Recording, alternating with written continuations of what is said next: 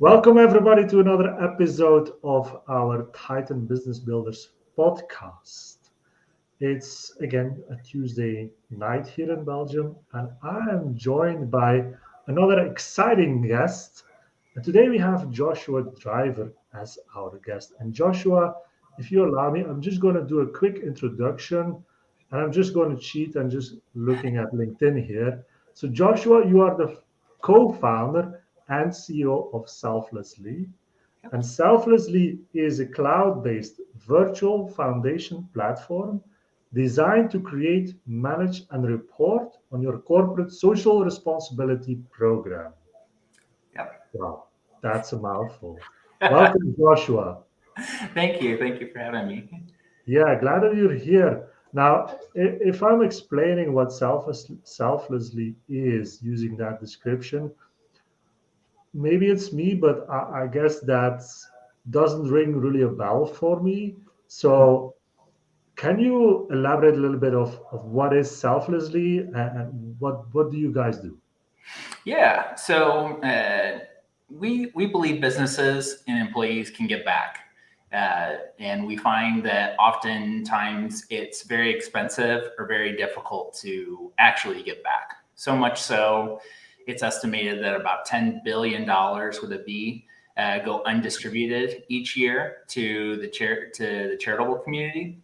And so we want to get that $10 billion out through like workplace giving, volunteerism, grants. Our system has all the tools so that a business can give back and at the same time report on how kind the company is. So if you're familiar with certified B Corps at all, big certified B Corps, Tom's, Patagonia, Ben and Jerry's, we're also a certified B Corp. And so trying to demonstrate that companies can be good as well as profitable. Yeah, yeah, that's cool.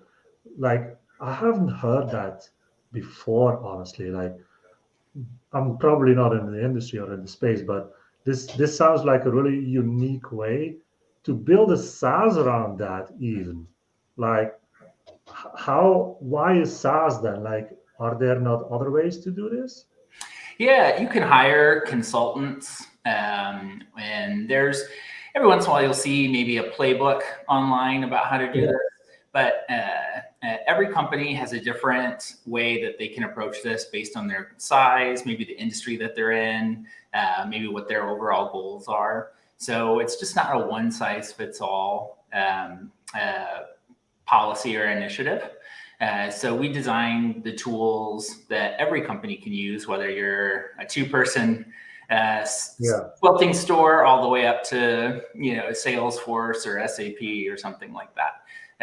And so we really want to get these tools to companies that may otherwise not be able to afford to be able to have these types of benefits available for their employees. That's good. That's good. So you're including everybody. That's really good. Yeah. But always, if we look at how we start a business as an entrepreneur, we need to take a look at where does the idea come from, right? Because that's the one thing that we need to do, or we always do, is solve a problem. Maybe a problem that we have ourselves. So, Joshua, how did you came up with that idea to create that solution for that problem? Yeah, so I've been involved in tech for a long time, typically building technology for charities, and took the opportunity to go corporate, working at a big tech company in the public sector. And one of my roles was to create a corporate social responsibility program for the company. And as I Mm, was looking for technology to help me do this, a lot of legacy, maybe even archaic technology out there, dare I say, and wildly expensive. And yeah, so that just set up the part of my startup brain, so to speak. That's like, man, there's got to be a way that we can get more companies to be able to get back without breaking the bank. Uh, yeah, and so I started to work on this in moonlight for a while, and we got our first customer, and then decided to leave the big fancy job and into startups. making the jump to an entrepreneurial lifestyle. But was that already in your personality to do your own thing, or was it really because you saw that big problem and you wanted to solve it? Yeah, I think, the impetus really is I grew up in a very charitable family. We volunteered as a family quite a bit. And my parents were entrepreneurs and successful. And so always kind of instilled that our privilege and our should be shared and to help others that may have not had the same opportunities as us. And so it's very much um, a sixth sense to me to always be looking at a way that it can benefit others. Yeah, awesome. How do you feel about the journey that you have went through? Because you were in a corporate job, you went into entrepreneurship, and now you also mentioned that you're still being as frugal as you can to make sure that you can keep the business running with a skeleton team, as you mentioned it. Mm-hmm. How do you see that? Like, you've been in business now for what, around 5 years? Mm-hmm. Like, how is your journey from the start until now, and what do you feel like was the biggest challenge of all? Yeah, we started the company in 2017, but launched our public-facing software at the beginning of 2020. So perfect year to be launching a software. Nothing too exciting happened in 2020, I don't think. But the pandemic really influenced how we grew this company. Fortunately, we were able to get through it, which we're very thankful for. But the lesson that we took from that was that a lot of our employees, they don't value having a expensive office with Mm. plush everything as much as they want autonomy and to be able to have a decent personal life.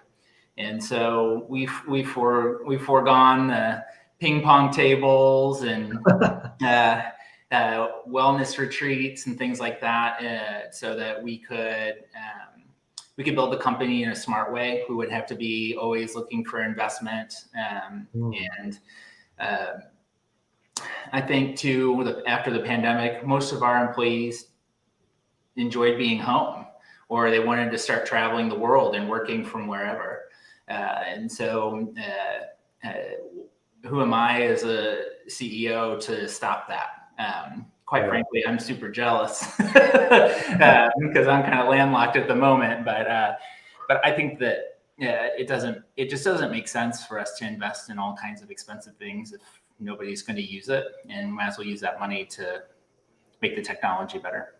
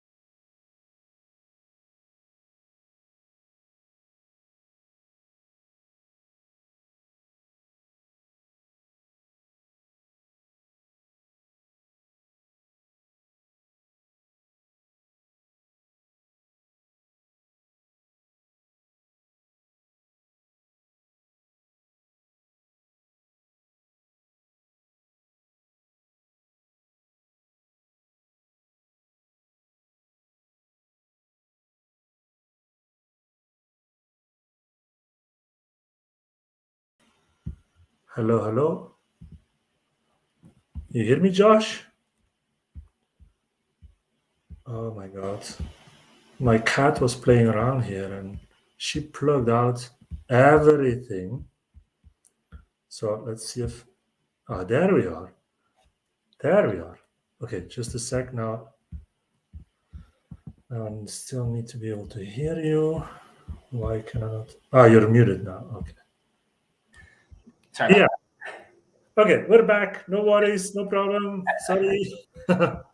Sorry about that. Uh, we have Jane Altman that was watching. Now she asked, when did this class start? Well, it's actually a podcast, Jane. So if you're watching this on the recording, maybe later, this is a podcast that we do on Tuesdays at around 7 p.m. my time. And if the cat doesn't destroy anything, we do this as much as we can live. So, but probably this will be edited out afterwards. Anyway, Josh, what were we talking about? Sorry about that.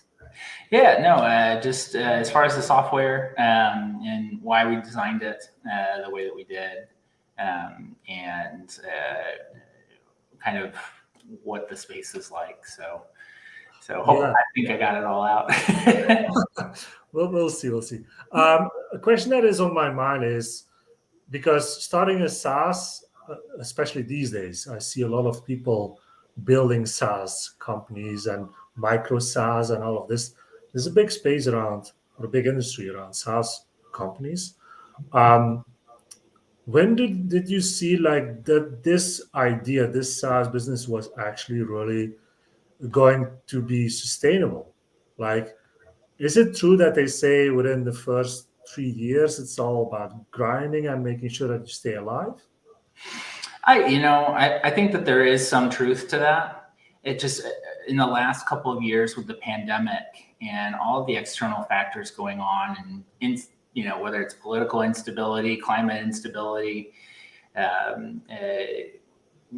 don't know how relevant that is anymore.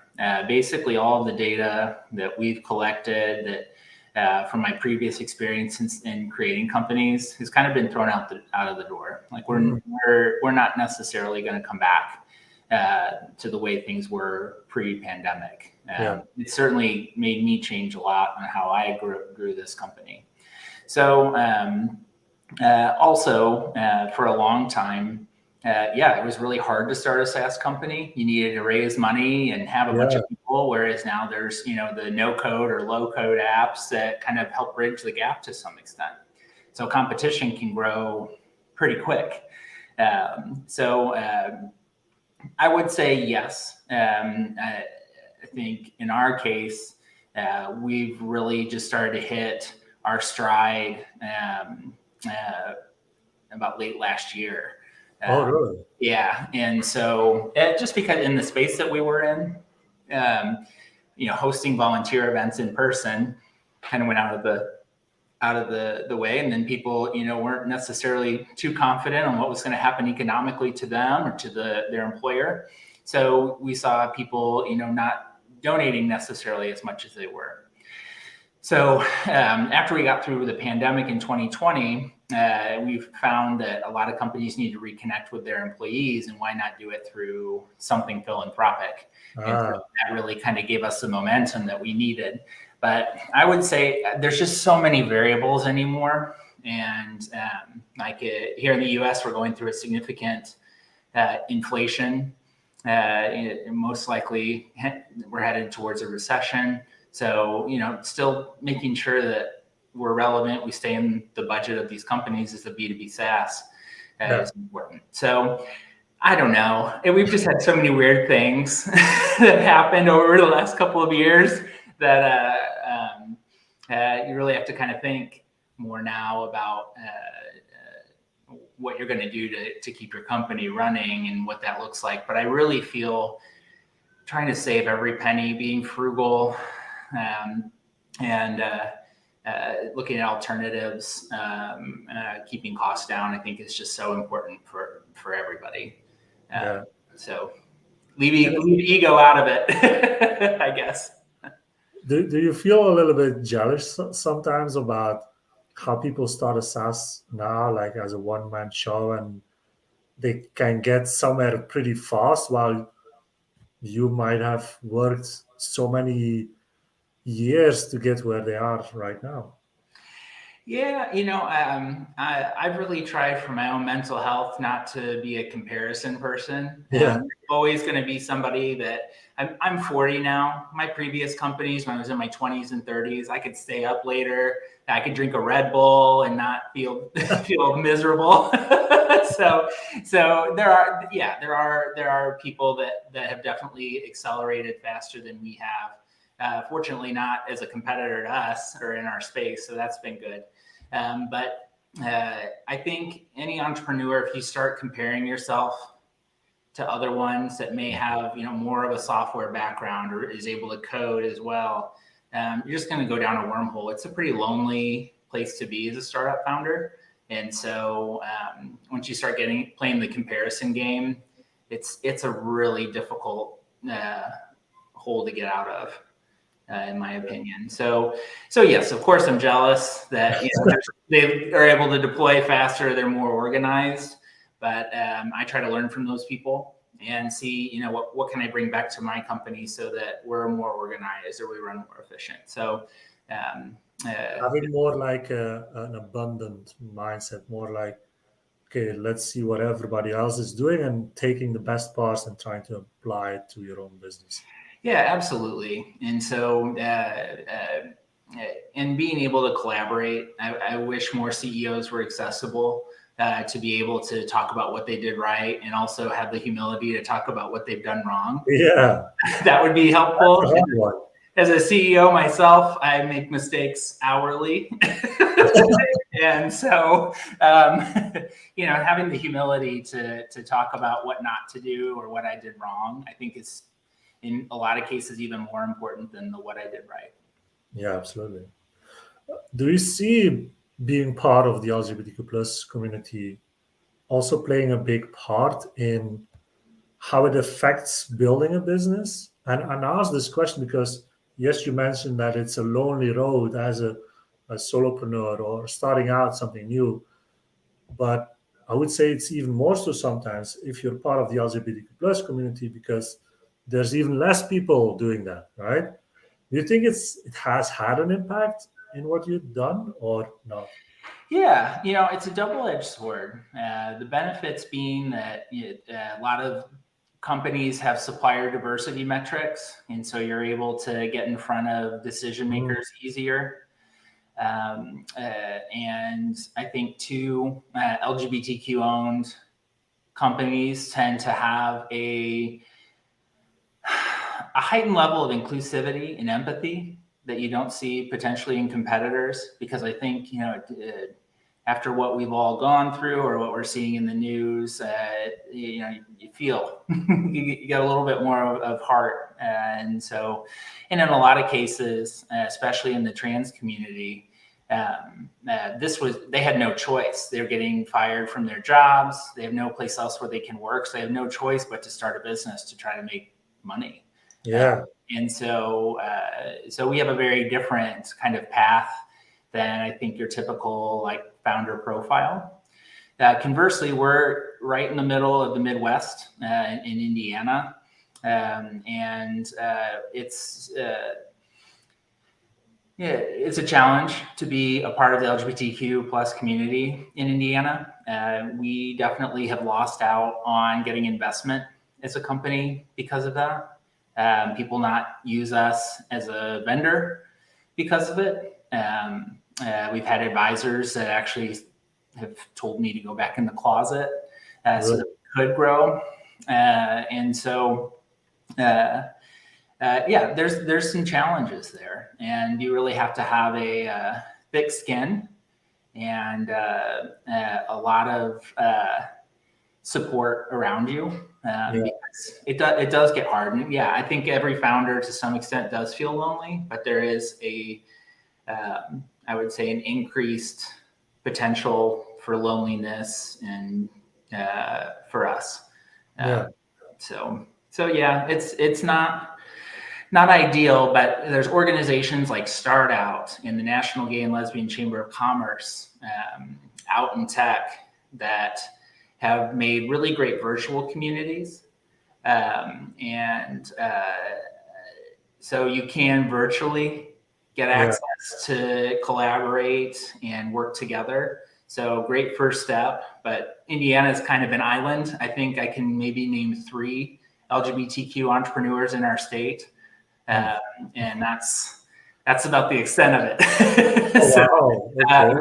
Yeah. And so most 9 times out of 10, if you're an LGBTQ entrepreneur, you move to the coasts, New York, San Francisco, places that are generally a little bit more progressive than where we are.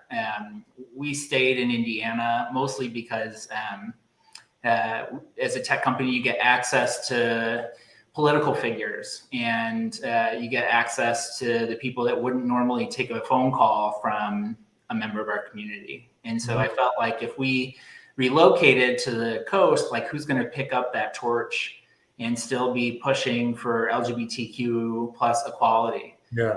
And so we've stayed for better or for worse, but have to keep, forward movement because we're always an election away from losing everything, and so by being visible and present, like it's very necessary.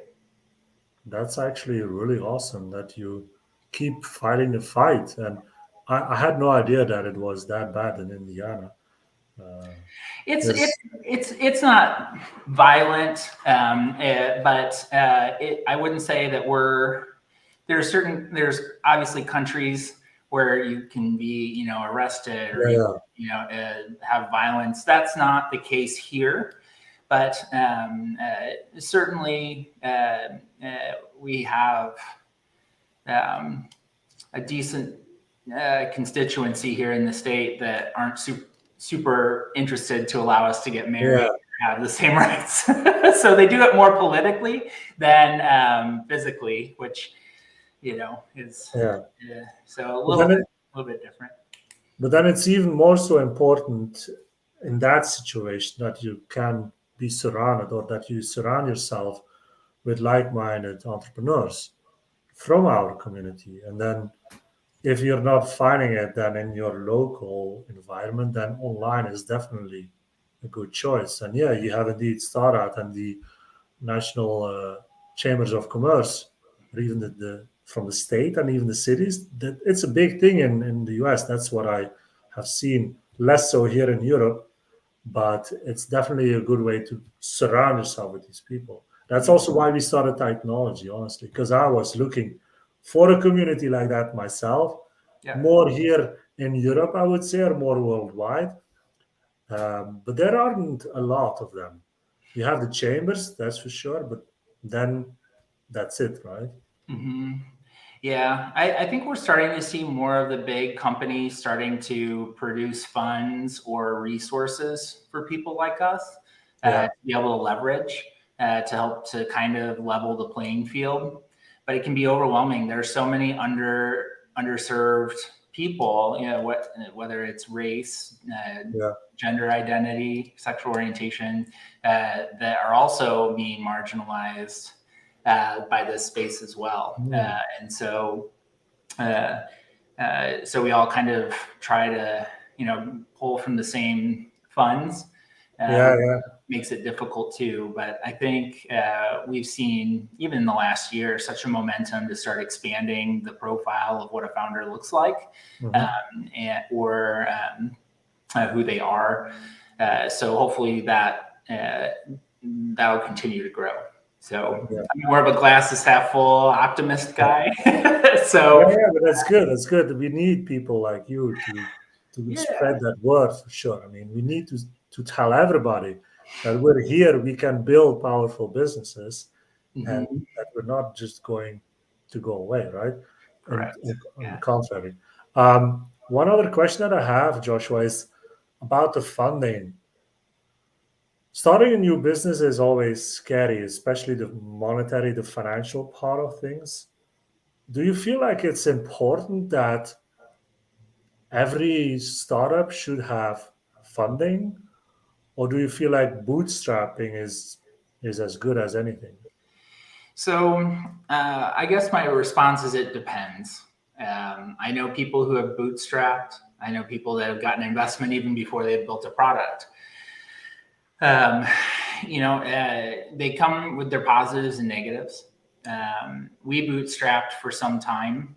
And so we just got to a point where we couldn't really grow fast enough unless we had more money in the bank to spend on Google ads or even headcount to be able to manage, the incoming traffic.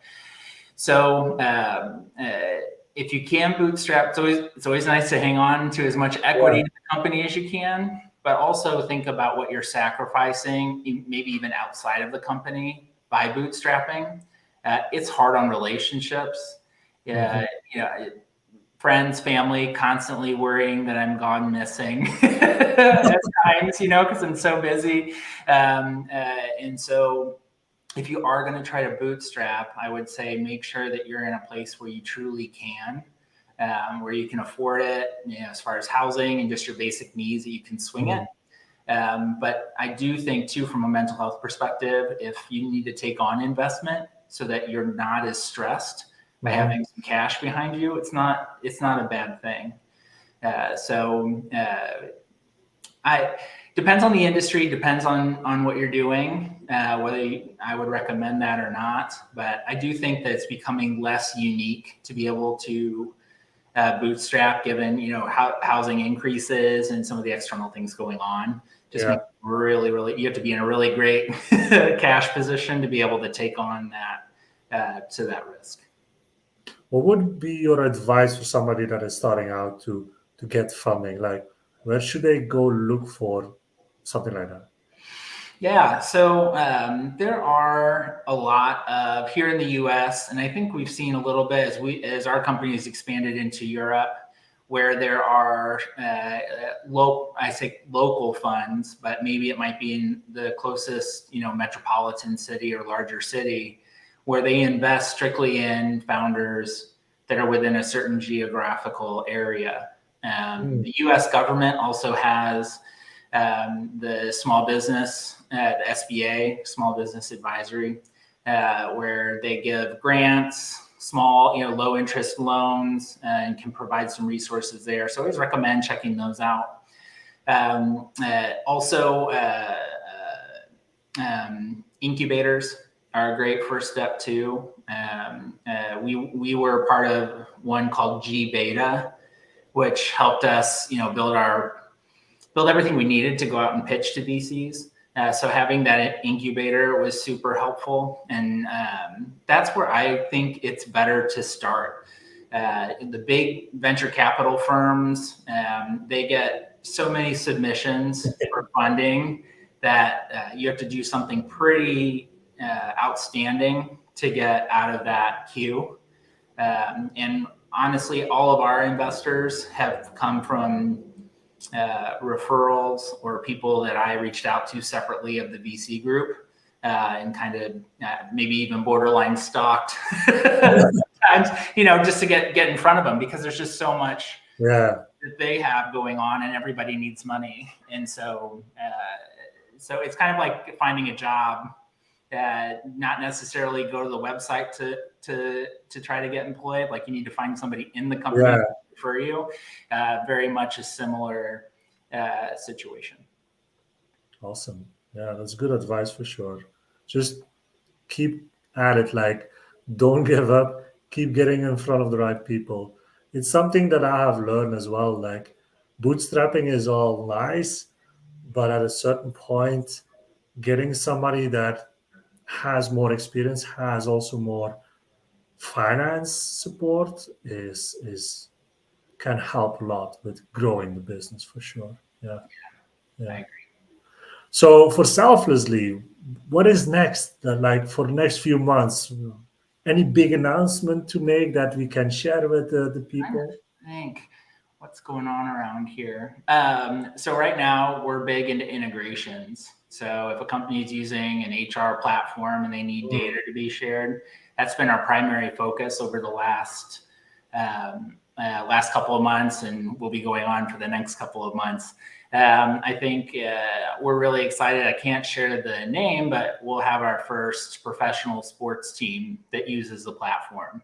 Oh, wow. We That's good. developed some specific features and use cases so that professional athletes can leverage our technology. And so that will be a really exciting pilot program and something that we aim to roll out through the end of the year and into next year.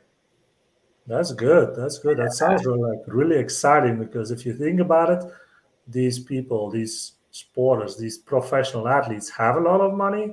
They're not really always spending it the right way. So I think they Yeah, can use something like selflessly. Yeah.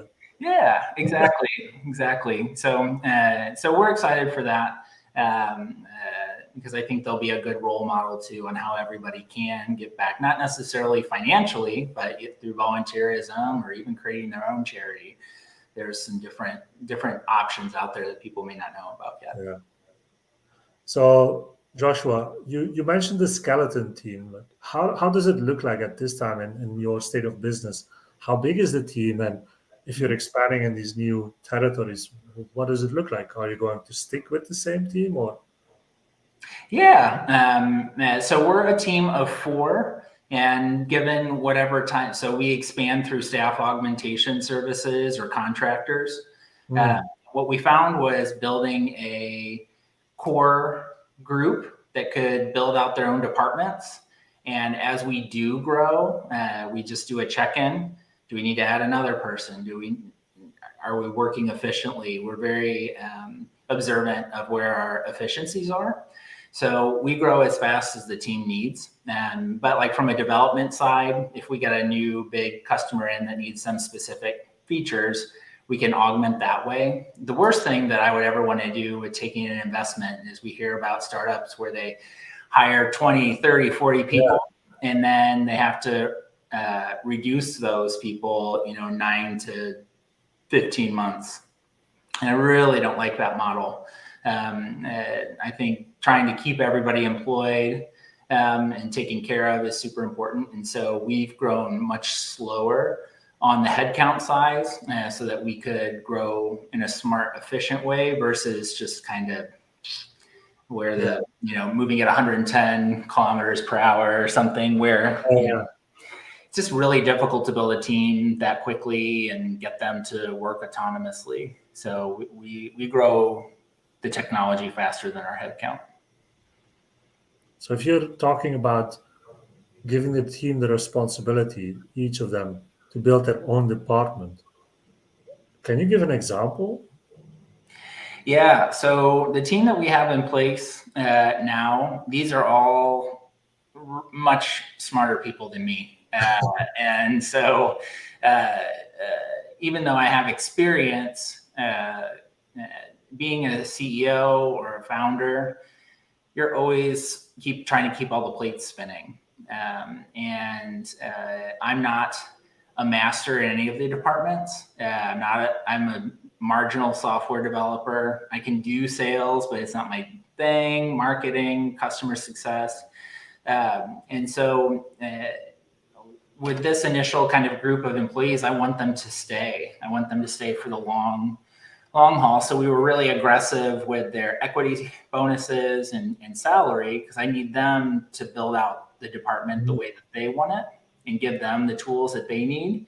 Otherwise, I wouldn't have time to join you today because I'm Yeah.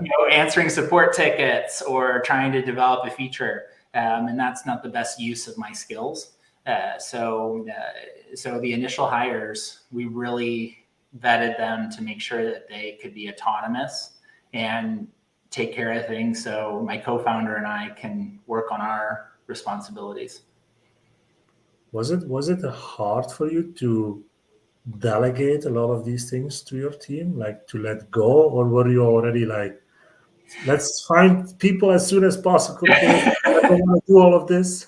We did have a few hiccups on hiring in the past, but by the time we need to hire, we're exhausted. And Mm. so it's a little bit less of a delegation and more of, would somebody please take this over? I need to try to get some sleep tonight. So I really believe in, especially with this company that we're, um, uh, this was my idea. but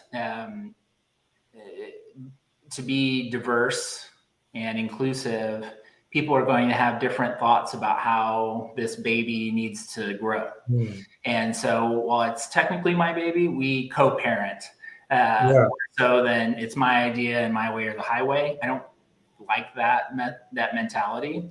So honestly, we wouldn't be where we are today if we strictly followed my idea and the way that I wanted to do it. So I don't recommend if you have ego that, you know, it's you developed it, so you're the head honcho. I think you need to be open to having other people give their side and be able to implement if they really strongly believe in it. So I think especially at our stage too, we have no time to download whatever nightmares in my head and try to develop on that. So I like this model much better. So we kind of call it like an open source leadership. I like that. That's a good term, actually. That's a good term for sure. So yeah, Joshua, we're coming to the end of this episode. I think we can talk a lot more about all of these things, and maybe we will in another episode. But for now, I want to thank you for your time. And I always end with first of all, let me share with the people where they can find you, because you got a special gift for people that are watching or listening to this podcast. You have an open hour, let's say, for business owners to pick your brain. Over time, it's been really difficult to just get, you know, even an hour of time with a founder or a CEO to pitch my idea or to think through a problem that I have, especially in the LGBTQ plus community. So each week, it's also nice for me. It's cathartic for me because I get to take an hour out of worrying about my own rodeo and I get to hear about someone else's. So it's just as much of a wellness opportunity for me. So I have weekly appointment, a weekly time that I just block out to where I can help at least for an hour or help someone talk through whatever their challenge is. And so, absolutely invite anybody who needs help or wants to talk through something or a pitch. That's what that's for. So awesome. Happy to do it. I'm showing here the link in screen on our YouTube channel. If you're listening to the podcast, you can go to bit.ly, so bit.ly/3L5VMRL. I'm not sure if it's supposed to be also cap sensitive. I'm not sure. Hopefully not. Anyway, if you go to Joshua's LinkedIn, Joshua Driver, you will find him, CEO of Selflessly. Hit him up, send him a DM, and he'll be glad to share that link again with you as well. Perfect. So thank you for that, Joshua. Really exciting. One more question. Like I said, one more question every episode. Sure. Joshua, what does success mean to you?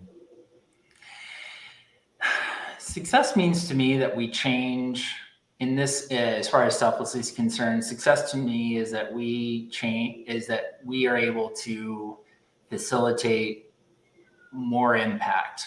So making sure that nonprofits or charities don't close their doors, be able to respond with resources to things like the war in Ukraine or natural disasters.